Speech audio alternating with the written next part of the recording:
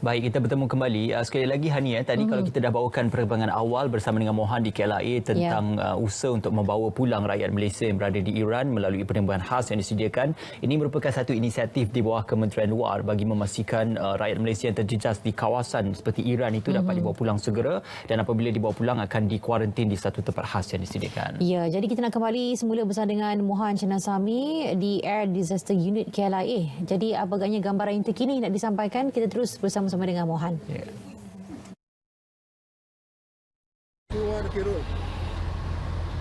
Baik, terima kasih rakan penyampai di studio. Misi ketiga membawa pulang rakyat Malaysia daripada Iran telah pun berjaya. Sebelum ini dua misi iaitu membawa rakyat Malaysia dari Wuhan telah pun berjaya, iaitu yang dilaksanakan pada bulan Februari lalu. Pesawat khas dari Iran membawa 55 orang termasuk 46 rakyat Malaysia yang terjejas akibat penularan wabak COVID-19 di negara tersebut telah selamat mendarat di KLIA pada sekitar jam 6.34 pagi tadi. Pesawat khas AirAsia di 7680 yang membawa pulang mereka telah berlepas jam 11.45 pagi semalam dari KLIA ke Tehran bersama dengan 15 kru serta 8 petugas yang terdiri daripada 5 petugas Kementerian Kesihatan, 2 petugas Wisma Putra dan seorang petugas daripada Agensi Pengurusan Bencana Negara NADMA. Daripada jumlah 55 orang yang dibawa pulang, selain 46 rakyat Malaysia, 8 orang merupakan rakyat Singapura dan seorang merupakan rakyat Indonesia yang turut dibawa pulang atas permintaan dan juga kerjasama negara-negara ASEAN. Baik, bagi mendapatkan maklumat lebih lanjut berkaitan dengan pengoperasian yang telah dilaksanakan dalam misi membawa pulang rakyat Malaysia daripada Iran dan juga operasi saringan yang sedang dijalankan, saya ketika ini bersama dengan Nori Isha Muhammad, Timbalan Pesuruhjaya Bomba dan juga Pengarah Bahagian Operasi Jabatan Bomba dan Penyelamat Malaysia. Terima kasih Tuan kerana sudi bersama kami pada ini. Mungkin Tuan boleh menjelaskan sedikit tentang operasi yang dijalankan oleh pihak bomba dalam memastikan operasi persaringan dan juga membawa pulang selamat. Okey. Terima kasih. Sebagaimana sedia maklum bahawa Iran merupakan antara negara yang telah dikenal pasti berisiko yang sangat tinggi berhubung dengan penularan COVID-19 ini. Jadi salah satu prosedur yang kita ambil ialah semua penumpang dan juga kru kapal pada hari ini daripada Iran perlu melalui proses yang kita namakan sebagai nyah kuman ataupun disinfection. Proses nyah kuman ini kita laksanakan bukan saja kepada penumpang tetapi kepada bagasi dan juga kepada kapal terbang itu sendiri. Jadi untuk itu kita telah menggerakkan seramai 53 anggota pasukan bahan berbahaya kita daripada seluruh negara untuk melaksanakan program ini dan dimulakan pada jam 7.05 pagi tadi. So setakat ini kita dapati bahawa proses berjalan dengan lancar dan proses seterusnya kita akan memulakan sebentar lagi ialah proses nyah kuman untuk pesawat AirAsia tersebut. Baik Tuan, bagaimana dengan proses saringan yang berjalan?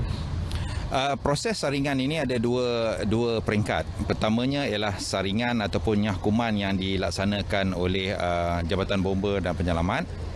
Dan proses keduanya ialah saringan kesihatan yang akan dijalankan oleh pegawai dan juga doktor perubatan daripada Kementerian Kesihatan Malaysia. Jadi dia melalui bomba dahulu, kemudian seterusnya dia akan masuk kepada kesihatan. Buat masa ini proses masih juga berterusan dan kita jangka dia akan mengambil masa lebih kurang 2 jam bermula daripada 7.05 pagi tadi. Baik Tuan, soalan terakhir Tuan. Apakah cabaran yang dialami oleh pihak bomba dan penyelamat? Kerana kita boleh ucapkan tahniahlah kepada pasukan bomba dan penyelamat kerana ini ialah misi yang ketiga yang berjaya dijayakan oleh pihak bomba bersama dengan agensi-agensi yang lain. Ya, terima kasih. Halangan paling besar ialah kita hadapi ialah kita perlu menekankan kepada pegawai kita, bukan juga pada kita, bagi pegawai polis, pegawai daripada Malaysian Airport Berhad, daripada kesihatan dan daripada Redicare dan semua agensi yang terlibat, bahawa apa yang kita tangani ini suatu yang begitu serius. Okey, sangat serius penularan ini dan keyakinan itu kita di kalangan petugas-petugas ini kita perlu berikan bahawa apa yang kita buat ini seboleh mungkin dan semaksimum mungkin kita elakkan daripada jangkitan berlaku pada mereka.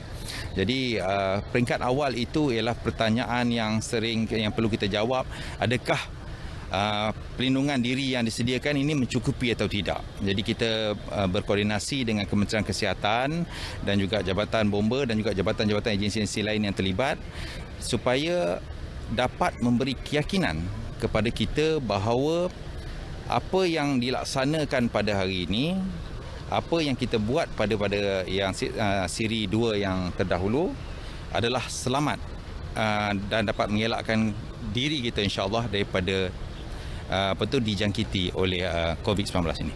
Baik, terima kasih Tuan Nur Syam. Begitulah tadi penjelasan yang lengkap berkenaan dengan peranan bomba dan penyelamat dalam misi membawa pulang rakyat Malaysia daripada Iran. Dan untuk pengetahuan anda, 55 penumpang tersebut akan menjalani ataupun sedang menjalani ujian saringan ketika ini. Dan seterusnya seperti mana anda dapat lihat di sebelah kiri saya ketika ini adalah penumpang-penumpang yang telah pun habis menjalani ujian saringan dan mereka dilihatkan di sini.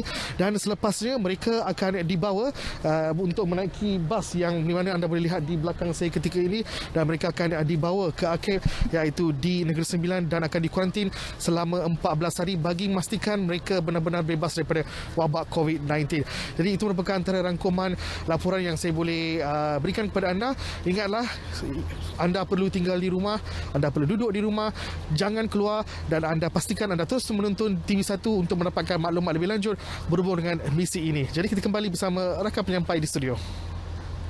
Terima kasih Mohan. Pemakaian Mohan itu tadi menggambarkan pemakaian yang kita kata sempurna untuk sekiranya anda berada di kawasan-kawasan yang berisiko, mereka yang ada positif COVID-19.